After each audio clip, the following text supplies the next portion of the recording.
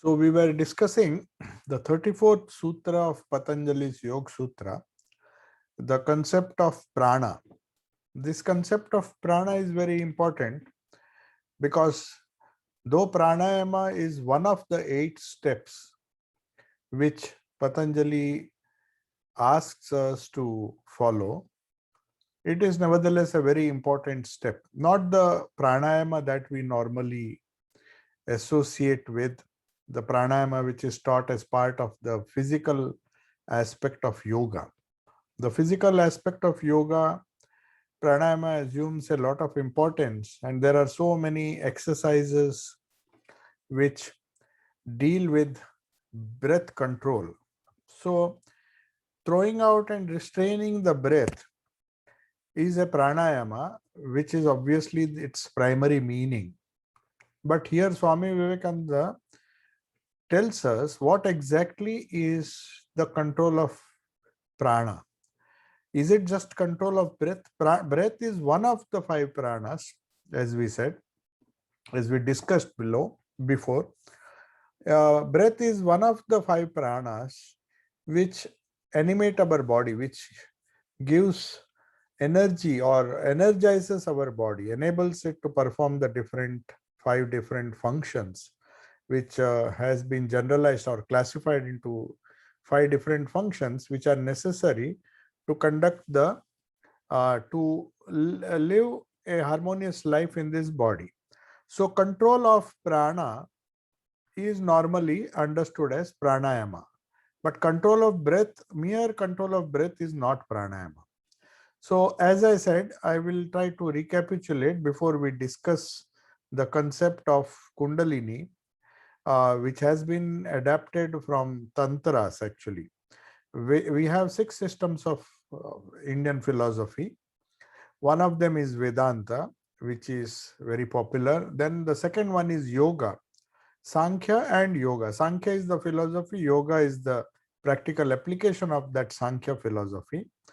And Vedanta also is divided into Purva Mimamsa and Uttar Mimamsa, which is Uttar Mimamsa or is known as Vedanta.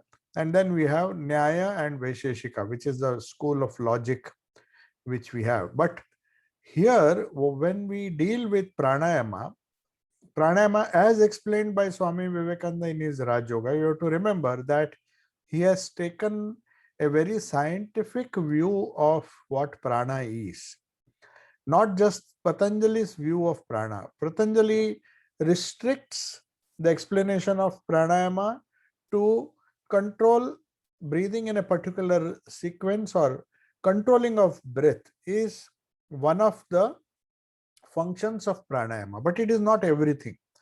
Those Patanjali in his Yoga Sutras gives us a hint, but the real meaning or the real purpose of doing pranayama is vast, and that is explained by Swami Vivekananda. So he very clearly said, we discussed it in the previous class, that prana is not exactly breath. It is the name for all the energy that is in the universe. So you see how a wide and comprehensive definition is been given by Swami Vivekananda. In the beginning, in the introduction to Raj Yoga, he says that we can divide the entire manifest universe into 2, Akasha and Prana. Akasha is the primal matter, and Prana is the primal force which acts upon matter to create this universe. So it's a well-known fact that you need energy to move matter, and energy and matter are interconvertible. So this has been established by science, and though the fact that energy and matter were interconvertible was not very clear until Einstein came up with the E is equal to mc square equation. But that was much later. But Swami Vivekananda said, in the universe we observe that there is no such thing as pure energy or no such thing as pure matter. And modern quantum physics attests to this particular fact, that there comes a stage when we go deep into the secrets of the universe, and especially when we try to find out what matter is at the subatomic level, at the electronic, at the subatomic level, when you go into the quantum level, you find that there is a stage where you cannot define whether there is a particle or a wave. The properties of particle and wave are both seen in the quantum world. So that means the energy and matter are interconvertible. And Swami Vivekananda says, that's why he says that Akasha, which can be considered as a primal matter, the material stuff of the universe, is uh, is impacted by the universal force or universal energy, which is known as prana. So that is what the Upanishadic concept of prana means. So breath is one of the energies or one of the forces which animates our body. So breathing is not everything. So our the Sankhya, Vedanta, and the other schools of Indian philosophy have discussed, especially the Upanishad speaks of 5 types of pranas. One is the force which results in breath, and as a result of that, the heart also beats, and the beating of the heart, the circulation which takes the oxygen to every cell of the body. That is the function of breath. Why do you breathe? We breathe in oxygen and breathe out carbon dioxide. So for a healthy living, the oxygen that we breathe, which is pumped by the motion of the lungs, and that oxygen goes to every cell and nourishes all the cells of the body and the brain, all the cells of the body. Without that, a person cannot live. So prana, of which breath is just a mere manifestation, is one of the 5 energies which uh, animate this body, which run this body. So what are the other 4 forces? As we discussed before, there are 4 other pranas. One is the prana, which is breathing, which is also responsible for the beating of the heart, and the circulation, which takes the oxygen that is that is absorbed by the lungs, the capillaries of the lungs, and it is taken, the pure blood goes to all parts of the body. The second is known as prana, apana, samana, vyana, and udana. The second is apana. What is this apana? It is a gravitational force which pushes out the waste matter of the body, whatever is there, whether it is liquid which goes out through urine and also through the solid waste which is thrown out, ejected out of the body, is known as apana vayu. So apana is a force which gravitates, which helps the peristalsis motion of the esophagus. When we take in food, it is pushed down, and then after digestion, there is a force which helps to throw it out. If the unhealthy things, the waste of our body is not thrown out, imbalance, constipation, and other things lead to so many diseases. So any imbalance in the apana vayu results in these problems. Now we come to the samana vayu. Samana is normally associated with digestion. So whenever you take in certain food items, they get digested partly because of the apana vayu, which pushes it down, and in the stomach and in the intestine, the nutrients of that food is taken to the different cells of our body. So all the proteins, all the vitamins, and the other stuff which we consume every day, that is dissipated, or you may say spread throughout the body, through every cell of the body, by this force which the yogis have classified as samana. Samana is the force which helps the nutrients to reach every corner of the body. Then we have Vyana. What is this Vyana? Vyana is also a force, an energy which animates this body. Vyana is the subtle nerve currents. You see, our whole body, the sympathetic and the autonomous nervous system, which is controlled by the spinal cord and the brain, the entire nervous system sends out signal, and they are working in coordination with the prana. It is because the brain gives signals, the heart beats, and all the lungs pump the fresh oxygen inside. So all these things is controlled by a vayu known as Vyana Vayu, which is the nervous currents, the nervous system, the nervous force to so nervous force is also a fourth type of prana. And finally we come to the Udana Vayu. So nervous force, the force of digestion and assimilation of the nutrients in the body, that is the second. The third is, as I said, the apana, which throws out the waste, which is a sort of gravitational force which acts downward. And exactly, and then of course the prana, which is the breathing, which is responsible for blood circulation, the heartbeat, and the taking of. But at the same time, we know this apana vayu is something that pushes things down. So to balance that, there is a udana vayu. Udana vayu is upward motion, which we have. The motion which is required to get up, to jump, and to do all sorts of things, and also to regulate the body temperature. The body has a tendency to cool down. So a heat has to be maintained in the body. So that is the function, according to yoga, of the Udana Vayu.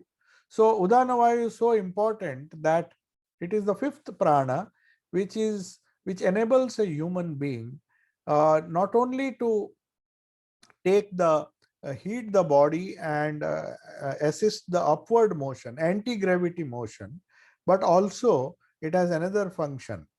The entire Kundalini energy, about which we will be speaking, which, as I told you, there are two canals, the uh, uh, two nerves, the Ida and Pingala. If you cut the spinal cord, you will see a figure of 8 and with a hollow in between.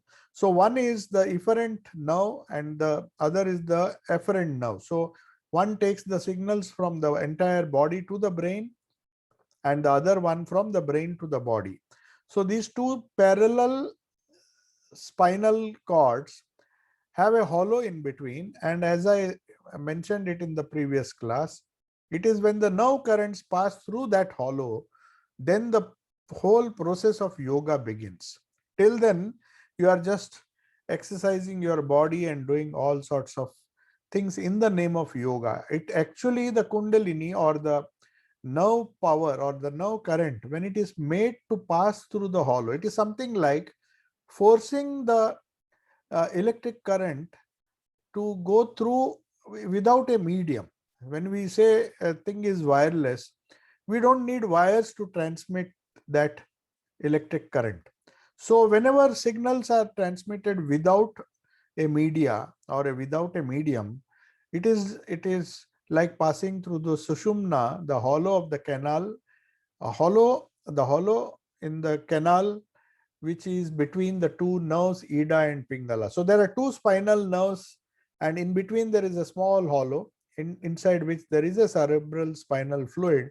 But that fluid is not just, it is just a sort of liquid which helps the spine, which gives a cushioning effect to the spine. Otherwise, it is basically hollow. So that hollow canal is known as Sushumna Nadi. Though there is no Nadi there, there is no nerve there, but it's a hollow, and to make the nerve currents pass through that is the goal of yoga. So that is why Swamiji says, Patanjali, the different forces, prana is just the breathing technique which helps us to not only control prana but also apana, samana, vyana, and udana. So all the sense organs uh, are controlled by this prana.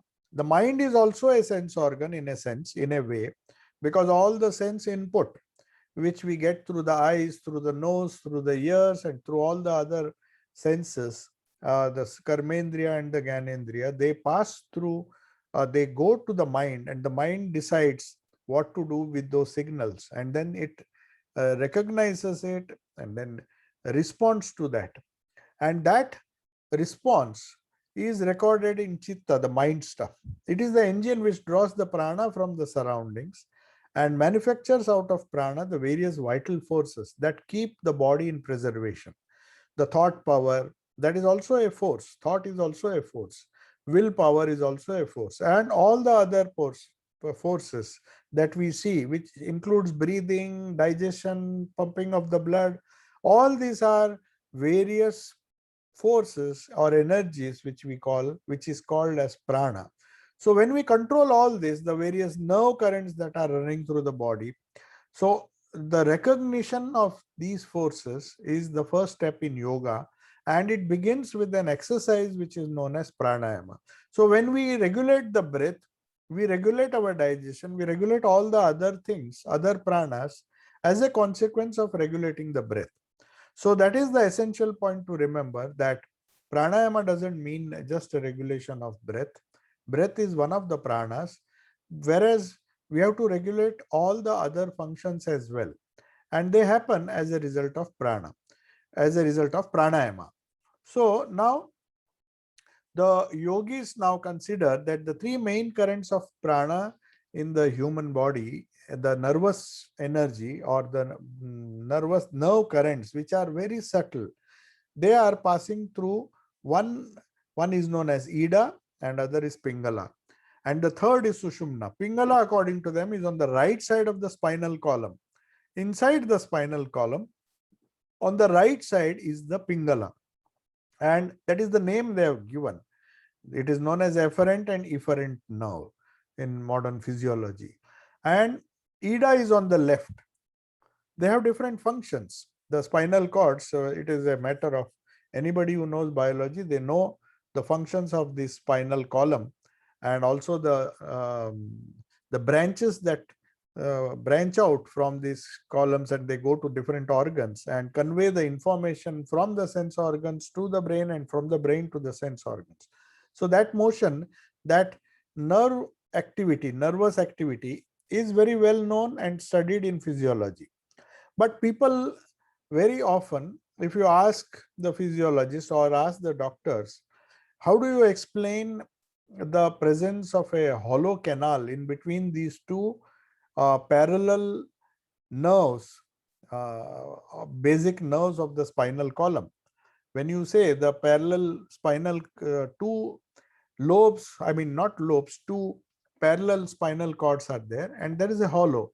So the only answer they give is that there is a cerebrospinal fluid surrounding all the spinal nerves, the spinal cord, so that they don't break because of shocks. There is a tendency that the spinal cords can be damaged. So to prevent that damage, it is floating in a cerebrospinal fluid, as it were. That is the only explanation they give. But the yogis say that there is a reason why there is a hollow between these two parallel spinal cords, which are apparently joined to each other, connected to each other, but there is a hollow in between them. And that hollow is not insignificant. It is through that hollow the nervous current is made to flow from the base of the spine, which is known as the seat of Kundalini. Kundalini is a new concept which was introduced in the Tantras but has been adapted as Tantra and Yogas and Vedanta system. When they are considered together, Kundalini becomes very popular concept, because the idea of Kundalini is that the Sushumna canal is to be activated. It is apparently an empty channel. Ida and Pingala, according to them, are the currents working in every man. And through these currents, we are performing all the functions of life. And all the vertebrate animals, they are also using the spinal cord to perform all the activities. But the Sushumna, though it is present in all, is activated, it works only in a yogi. So the goal of yoga is to make these currents which normally pass through Ida and Pingala in all human beings and animals, vertebrate animals, I mean those who have a vertebral column and a spinal cord, in all those animals in the animal kingdom, the functions of the nervous system are well defined. The efferent and the efferent nerves, the Ida and the Pingala. But the hollow is extremely useful in a yogi. So what the yogi does is, through control of breath, through asanas and through other exercises mind control, he forces the nerve currents to pass through the Sushumna. So what happens, Swamiji says, you must remember that yoga changes the body. Definitely it changes the body. As you go on practicing, your body changes, Swamiji says. It's not the same body that you had before practice. Many changes are so subtle that you will not realize it. It is very rational. It can be explained because every new thought that we make, if we take in a very rational approach to yoga, then you will see that every thought has a corresponding vibration in the nervous system. So we call it, Swami Sharadanandji calls it nervous association of ideas. Now, when there are certain ideas, they are not just thoughts. Every thought creates a nervous energy which transforms the body. So that is why we most of our diseases are also partly mental, psychosomatic diseases. They are not just diseases of the body. Every mental wave or a thought creates some kind of impact on our body. And Swami Vivekananda says it creates channels in our brain. Our brain is full of neurons and dendrons where the nervous energy is flowing. It's flowing because of the external input and also the response to that which the brain has. We react to certain things. We have a reactive part of our mind. We see certain things and then we react in a particular way depending on our chitta, depending on our samskaras, which is a storehouse of all our old thoughts. It's like the computer, the data is stored, and the computer will respond exactly as the data has been stored, as it has been instructed. The software which is there makes it perform certain functions. It can't go beyond that. It will do exactly the same function which it has been assigned. So also our brain, the samskaras or the chitta, the mind stuff as it is popularly known, as Swamiji has translated it, is the uh, storage, the database of all the old thoughts which we have thought. All the old actions and thoughts have been condensed, as it were, and stored here in the chitta. So whenever a sense organ gives you an input, the mind responds according to the old data that is there in the mind. It can't do anything otherwise. That is why Swami Vivekananda says, every time you think a thought, it creates a nerve channel, a new channel through the brain. And that is why people are very conservative. They don't want to change. A lazy person will always be lazy. It takes a lot of time to create new channels to make that lazy person active. So human nature, like animals, like to run through these ruts which are already there. If a person has been trained since childhood to be lazy, not to do work, and suddenly you try to make him active, he will react because he is not used. His ideas are associated with his nervous system, which is not responding. So we can't blame that poor chap because he is lazy not by choice, but because of his habits. So Swami Vivekananda says, if everything is habit, then by changing the habits, we change our nature. So the whole life is changing of habits. And these habits are nothing but samskaras, which are stored in the database, which is there in the chitta. So Swamiji says, if, for example, he compares the mind, the brain, the mind as a needle and the brain substance as a soft lump. Suppose he just gives an example, and you take a needle and make a groove in the brain stuff. So each thought makes a street, it makes a pathway, and in the brain. And this pathway which has been created by thought has to be renewed.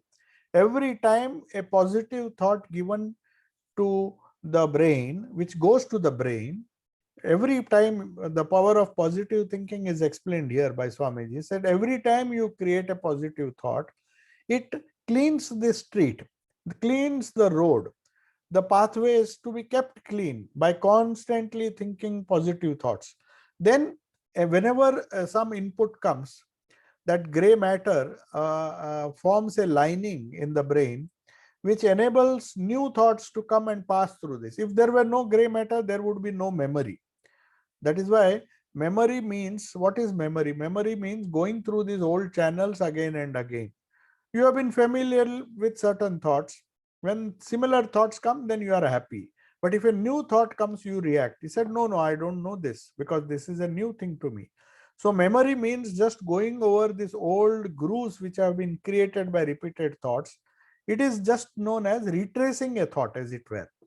Now, perhaps you have marked that when one talks certain subjects, in which one takes a few ideas that are familiar to everyone and combines and recombines them, we feel easy. Suppose I suddenly start talking to you about certain aspects of Brahma Sutras or something which you have never studied in your life, then you feel uncomfortable. You say, what is this? These things are not familiar. But if I explain to you in certain ways or certain subjects or certain ideas with which you are familiar right from school days, if I say something about the grooves in the brain, then you get a better idea. If I say the samskaras of the chitta, it doesn't make any sense to you. It will not make sense to people who have not been familiar with the yoga. What is this chitta? What is this mind stuff? Even if you translate it into English, it doesn't strike you. So Swami Vivekananda here is trying to explain that when you are in a company of people who are talking a different subject, a subject which you have never studied in school or never been familiar with, then you get confused. You like to leave that place because you say, what is all this? I am not able to connect or not able to associate with any of these ideas. I continuously say the chitta acts, the chitta without translating it into English. If I say the samskaras of the chitta are responsible for your thoughts, of your vrittis, thoughts are known as vrittis. And if I use those words, then you will find what is this vritti, what is this chitta, what are these samskaras. But Swamiji here explains that samskaras are nothing but these grooves which are made by these thought currents which pass through the brain. So a regularly thinking positive thoughts or good thoughts, they give rise to grooves or pathways in the brain, and the brain becomes familiar with those pathways, and they can reproduce it. So for recurring, these thoughts recur when you just think about those things. These thoughts recur. It is only necessary to repeat them. So whenever a new subject comes, new channels have to be made. That is why it is not understood so easily. Whenever a new subject is introduced, first you have to explain the basics, slowly go on and logically try to show what you are trying to explain. And that is why the brain, it is the brain, not the people themselves, which refuses to be unconsciously to be acted upon by new ideas. So whenever you see a person disinterested in certain new things, it is because his brain doesn't have the capacity to try to grasp new ideas, because there are no channels in the brain through which these thoughts can pass. The prana is trying to make new channels and the brain will not allow it. The brain has a basic resistance that is known as tamas or tamasic person.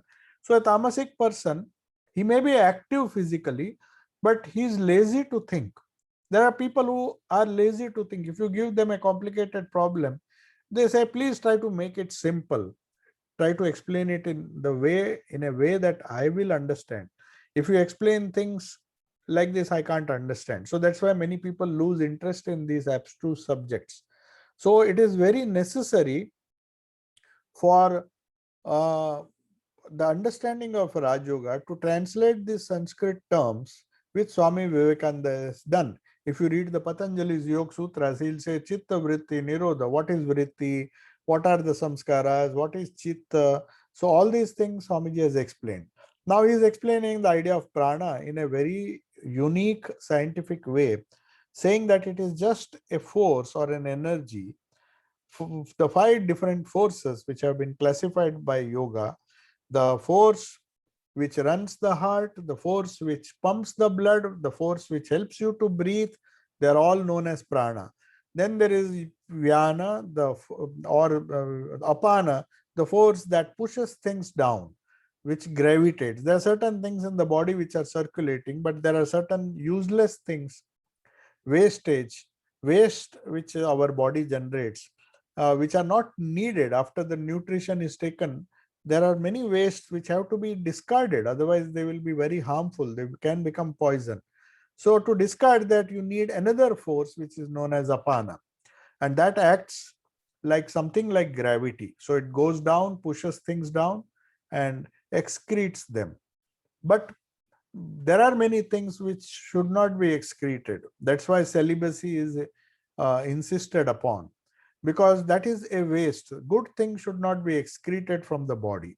Only the waste should be excreted. That explains the power of brahmacharya, why brahmacharya is insisted upon, because it is that energy the which can be conserved and converted into this kundalini. So every religious order, or not only religious order, every yogi or yogic tradition, or even other religions, most of them emphasize the need of brahmacharya. The only reason being is conservation of this, not allowing the apana vayu to, along with whose function is to throw out the wastage, but along with that, if it throws out the useful fluid which can be converted into ojas, we'll come to that. Swamiji says that ojas can be converted into spiritual energy, and that is the one which is responsible for kundalini. So when somebody says my kundalini is rising, then one has to understand that that person must have been practicing brahmacharya in some form or the other. If a person is not celibate and still he says my kundalini is rising, there's something wrong, because that is simply not possible according to yoga. Yoga insists on the conversion of from the base of the spine, actually, which is the nervous energy which is associated with the regenerative organ, whether in male or female. But that energy, kundalini, to raise, first it has to be conserved, and that energy gets converted into spiritual energy, and that explains why celibacy is insisted upon in all orders. The normal nervous current which is passing, which is common to us and animals, that is there in every human being. So there's nothing great about it. It is very simple. We don't take notice of that.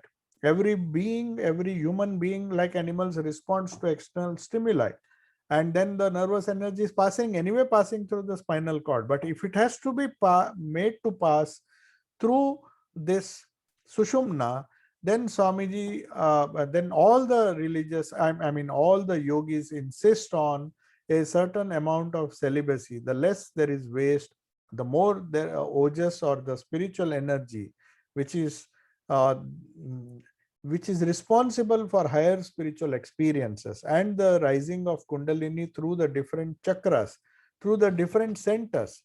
The center which is at the base, that is Muladhara, that energy which is used for regenerative purposes has to be controlled, and that can be taken up through the Sushumna, through the next, there are so many chakras. Then you come to the heart center, then you go to the throat center. So that is the process of yoga. But Swamiji says the more thoughtful a man, now we come back to the prana, come back to how prana acts on the brain. The more thoughtful a person, the more discriminative he is. One who knows the one who is wise, who knows the difference between the good and the bad, the pure and the impure, the temporary and the permanent.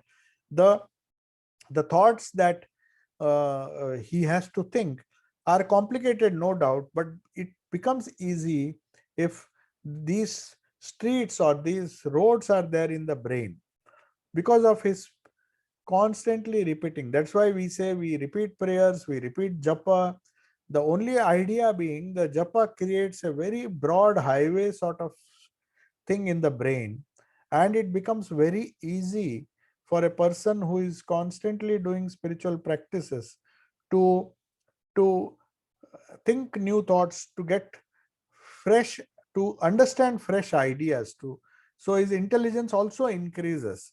So it may not be, it is definitely important for a spiritual life, but even for a uh, incisive thinking, for intellectual development, for understanding abstract ideas also, to some extent celibacy helps.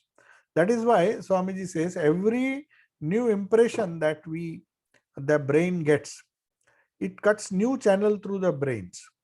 And uh, but if a person is not spiritual enough, or if he is not practicing yoga, then there is a lot of physical resistance. That is why we find uh, in many religions where people do not accept this idea of celibacy and the practice of yoga, they find it difficult, they become a rather fanatical, they stick to certain ideas, and that results in dogmas, and there's a lot of confusion and there's a lot of quarrels between religions, because the person all the great prophets of all the major religions, if you see, including those of Hinduism, many of the sects, everybody insisted on purity of mind. So the psychology which deals with the inner nature of man, the control of mind through the control of prana or pranayama, is an essential part of yoga, which is a part of every religion, directly or indirectly. Other religions may not practice pranayama as the Patanjali system of yoga does, but still they insist upon a basic purity in life. So without that, they say higher spiritual experiences, though they may not use the word kundalini, though they may not use the word ojas, though they may not use the word prana and all the five pranas, that is our way of classifying, but they are directly or indirectly handling these pranas, and that is how they make spiritual progress, and that's how they get visions and deep spiritual experiences. Otherwise, if somebody has some visions and yet is leading an impure life, then you have to know that it is a result of hallucination. It is a result of some kind of nervous energy which somehow gives those psychedelic experiences which have no real spiritual value, because they are experiences which cause more harm than benefit. So one has to be very careful that transformation or the psychedelic or this different types of visions and experiences, psychic experiences after which the whole world runs. And many people claim that they can teach you uh, these things without having to practice the basic purity or celibacy, then they are actually causing a great harm to that person, because ultimately the nervous system will have to bear the brunt of those experiences, and it may lead to many complications, including insanity. So that is why we find that if a person does not lead a pure life, and at the same time tries to, at least if he doesn't try to lead a pure life and still wants these experiences and practices yoga by force, trying to get these experiences and thinking that the kundalini will rise, he may get some experiences, but that is because the nervous energy has found its way through the spinal cord, not through the sushumna. It is not a joke to make the spiritual energy pass through the sushumna, but the effects that they see is because there is some nervous disturbance in the two spinal cords, Ida and Pingala, and somehow the nervous energy flows to the different chakras, and then they get these visions which have absolutely no value. In fact, they are more harmful uh, than beneficial. So it's better to lead a normal life without any such psychic experiences, because many of these experiences are mere, you may say, hallucinations of the brain, not just because the channel something has gone wrong. And uh, that is why Swamiji says one has to be very careful. The yama and niyama, the first two steps of yoga, are to be practiced first. The moral values, the basic requirement of yama and niyama, if they are not fulfilled, then asana and pranayama, instead of helping you, can be detrimental to your health. So that's why Swami Vivekananda here says that one has to accept that psychology, which really deals with the inner nature of man, the inner transformation, is frequently neglected. Only the physical aspects of yoga and pranayama are considered, and they very often, instead of helping a person, they cause certain problems. And there is this difficulty in trying to distinguish between what is a real spiritual experience and what is not a real spiritual experience. One of the tests of real spiritual experience is that a person finds a lot of peace. That is one condition. The second thing is he becomes more and more unselfish. He stops hating others. So are these signs? And he becomes unselfish to whatever extent he can, and he tries to do good things to others. He can't still follow his evil ways. If he says if that person still follows his evil ways as in the past, and there is no transformation, but still he claims to have certain experiences, then we have to take it with a pinch of salt. Something is seriously wrong, and the person is not having a genuine spiritual experience. Now, Swamiji continues this idea of pranayama. He says, we must remember the definition of this world of ours. It is just a small section of the infinite reality. The infinite existence projected into the plane of our consciousness is this world. So we don't have to make so much of this world. There are many things beyond our comprehension which are there. The galaxies, the wonderful world inside the human body, the microcosmic level, the quantum world, they are wonderful universes within universes. And our plane of consciousness is limited to our world, our friends, the objects which we come across, the people whom we meet. That is our own finite world. So Swamiji says the infinite existence, which is so infinite in dimension, but unfortunately it is projected into the plane of our consciousness, and we think it is the whole thing.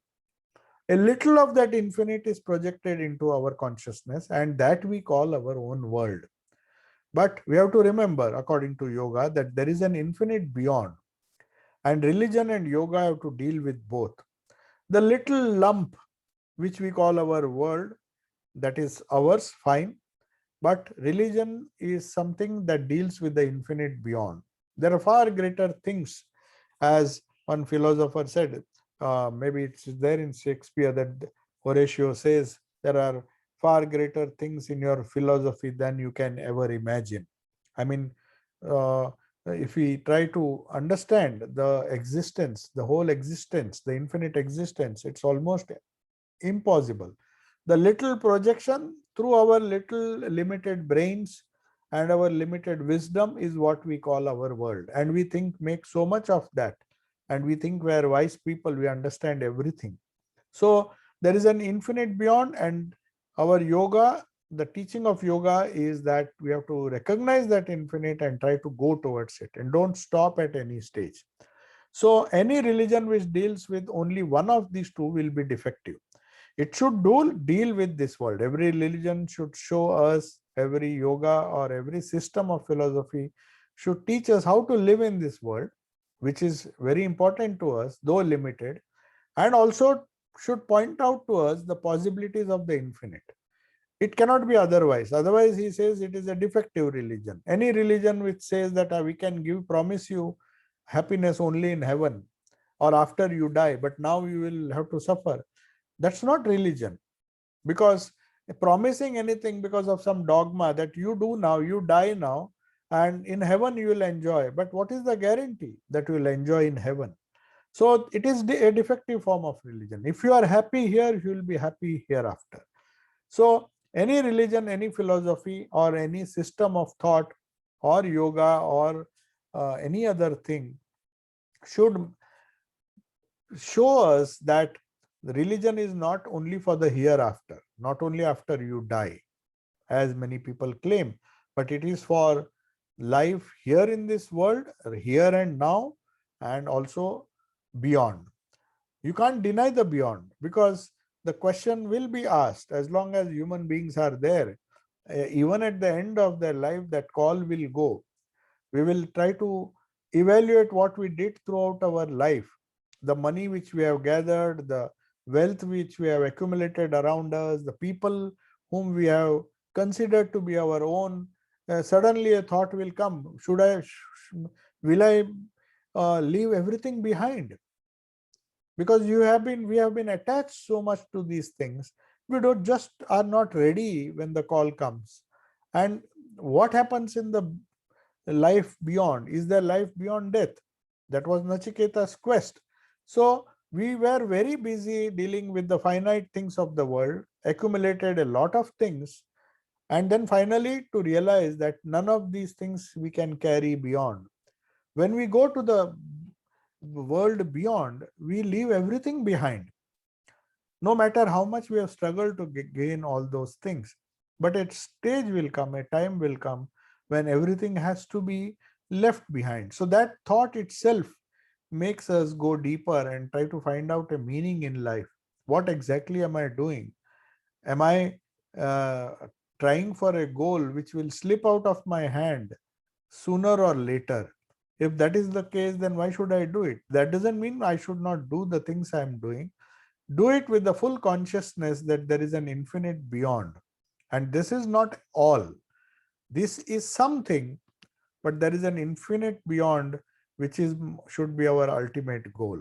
And our sight should always be towards the infinite. So one should always go forward. As Sri Ramakrishna said, he gave a wonderful example that he said a woodcutter was cutting wood and he was earning a great fortune. He cut a lot of wood and took it to the market and sold it. So one day he met a man who said, "Why are you just cutting wood here? Go forward." So that woodcutter thought, "Let me just see what is there." And then he went forward and he saw a sandalwood forest. And then he realized that this wood is much expensive than the wood I was cutting. So he made another huge fortune, and then he was happy with that. But then when he was cutting his sandalwood, somebody said, "Oh, you still go forward. You don't stop, you go forward." Then he said, "Okay, last time I listened, I made a fortune. So there may be something uh, in the deep forest." So when he went, he came across a huge treasure, which was more expensive than sandalwood. So that should be our attitude. We start from the limited, we are happy with that, but we should always ask this question: is this all? Is this the infinite? No. So it is like a quest which a scientist makes to find the unified theory, the unified force, try to find the unified energy theory. He wants to find one energy of which all the energies are manifestations. So there have been so many Nobel Prizes given trying to find this unified field theory, as it is known. So the field, they think, can all these energies, can it be explained through one universal field or universal energy which can explain all this? Are there mathematical equations? So that is the quest of a scientist, a nuclear scientist or a quantum scientist who says he's not happy with the discoveries of electromagnetism and all other energies, the different energies they're discovering. So many energies have been discovered: the heat energy, the sound energy. There are so many energy systems which human beings seems to have mastered, at least, or tried to have done. He has done so much research, but the more he does, he finds something unexplainable. So he should not stop. That is exactly what our spiritual quest is about. So any religion which deals with only this world and says that I will make you happy in this world, I will make you prosperous, he is a cheat. This dogmas will not satisfy any intelligent individual, because if somebody promises me uh, or says that there is nothing in this world, I'll promise you eternal life in heaven. You will just have to die for a certain cause, and then you will be eternally spending your rest of your life in heaven. So a scientist will not accept this argument, because you have to take the whole. You have to have a holistic approach. You have to understand this is temporary, but still it has a place in the scheme of infinite existence and reality. Things may be infinite. I may not be able to reach it now, but there should be a possibility. There is a possibility, because I can conceive of the infinite, I can reach it. So that part of religion which deals with the part of the infinite, which has come into our plane of consciousness, got itself caught, as it were, in the plane of consciousness, in the cage of space, time, and causation. You see, our minds are nothing but space, time, and causation. We think in space, we travel in space, we believe in the law of karma, the causation. If I do this, I'll get this. This is the law of causation. And time, the idea of time. I know I have a target. In 1 year, I'll complete this course, or in 2 years, I'll do this. In 5 years, I'll earn money. And 10 years, after 10 years or after 20 years, I will retire. So, this idea of time, space, and causation is what we normally think as consciousness. It is quite familiar to us, and we accept that and we live in that. We are in that already. And the ideas about this world have been with us right from time immemorial. It's not that our generation only has thought about these things. But there is another part of religion or religions which deal with the infinite beyond. Because man was not satisfied with the present or the finite thing which they saw, like animals. Animals were happy. They are happy if they get their food, they get their whatever they desire to survive. They are happy with that. They don't think beyond. But only the human being started thinking, and that part of religion, the part of religion which deals with how to live a life here, be prosperous, be happy, be peaceful, all these things are one part of religion. But another part tells you that while doing this, think of the infinite. So the it comes entirely new to us. For most of us, it is new. We know that we have been brought up in a certain way, that we know we have to take up a job or do some business, earn a living, marry, have children, and then have grandchildren, and one fine day leave everything behind, make a will, and pass away. This is very common. It has been with us from time immemorial. Nobody needs to teach us. We are automatically following that sequence in our life.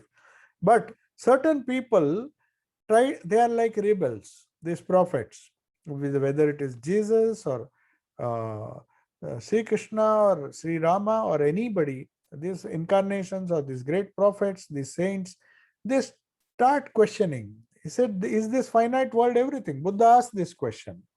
He was a very happy prince. He said, is this everything, or is there something beyond? Is there some greater peace beyond? So he went on a scientific quest. He reached nirvana, and then I said, I have found the way, I can show you that way.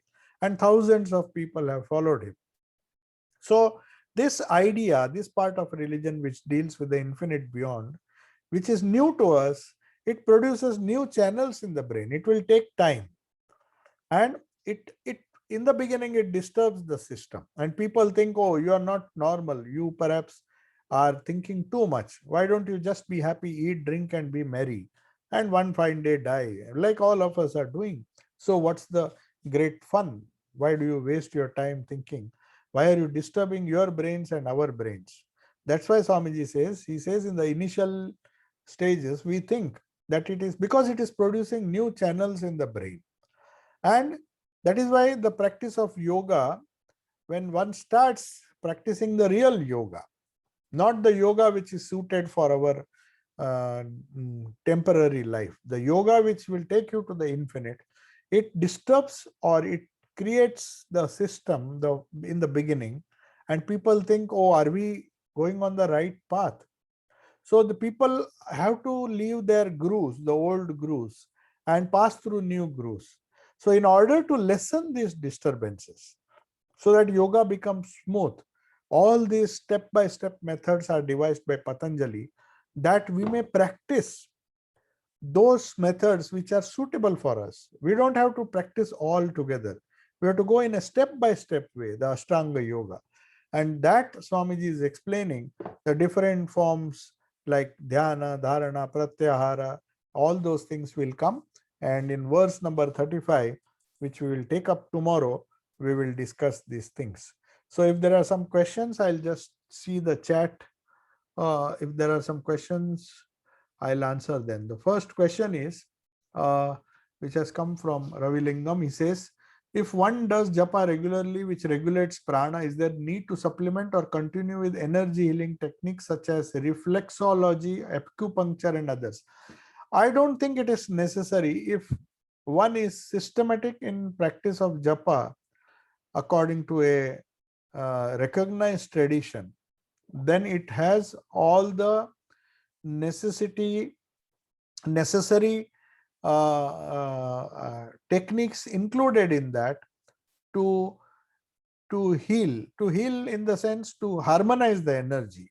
Physical healing is not the only function of our body, prana, apana. It regulates not only our physical energy, but it also regulates our mental energy and our welfare, all-round welfare. So for our all-round welfare, we have to be fit physically, which is not everything, which is 1/3 of our real well-being. Then there is a mental energy, the mental side of our personality, which has to be, it's a well-being of the mind also, and then finally well-being of the spirit or the soul. So it is a threefold well-being which we are trying. And japa, the tradition of japa is such that it helps you physically, mentally, and spiritually if you do it sincerely. So you don't have to go and do reflexo. There are so many techniques which may be useful in a temporary way, acupuncture and all those things. There have been so many techniques, but they are all superficial and they will give some benefit, but not lasting benefit. Next, can the rising of the Kundalini be felt when it goes through the Sushumna? How does one know when the Sushumna channel has been opened? Okay, this rising of it is not a physical feeling. One has to remember. There were some people whom I heard from some of our senior Swamis here who felt a tingling sensation and thought it was Kundalini. It is nothing, it is just a nervous excitation, because when the spine is subject to long hours of sitting, anybody can feel these sensations. Sometimes they are accidental, sometimes they may be induced by wrong postures. So that is rising of Kundalini is not perceived in a physical or in a physiological way. It has nothing to do with our spine, the physiology of the spine. So when Sri Ramakrishna, that's why I think anybody wants to know the truth of the yoga and all those things, these traditions are so vast and so complicated that one has to go through the gospel. See Sri Ramakrishna's explanation of what he felt during Kundalini, because he was very truthful. Whatever he saw, whatever he experienced is a matter of direct experience, not by studying any books.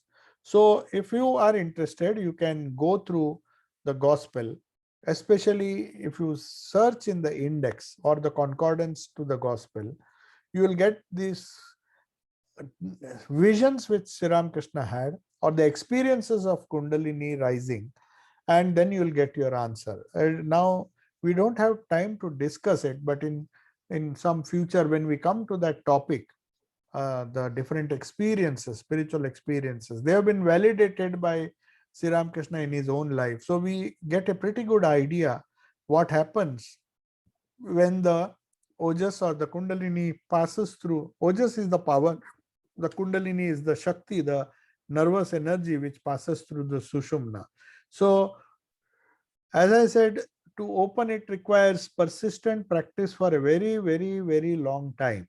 So one should not worry that if it doesn't open, maybe it may take a whole lifetime. So one thing I'm sure and certain, that as people claim, it is not so easy for the Kundalini to rise, especially if one is not leading a celibate life. The last question is, the time will come when universal man will realize infinite energy, like few people used to the ideas of but how common is it? Okay, so I could not understand what has been typed here, but anyway, it is not definitely not common, because the idea of universal man realizing the infinite, if it happened, if it was a daily event, then many people would have been inspired to follow that. Because it is practical or possible only for a few, as Gita says, thousands will try to practice the teachings of Vedanta or the Gita, but only few will finally realize it. Just because only a few will realize it, that doesn't mean that the benefit will not be accrued to people who are on the way. It's like everybody may not get a Nobel Prize, but there are thousands and thousands of scientists who are leading lives of fulfillment because they have kept their goal. So it is something similar. You may not realize that infinite universal man or infinite energy or the infinite reality, the number will always be less. But that doesn't mean that those who are on the pathway will not get, they will get some benefit depending on what stage they have reached. Yeah.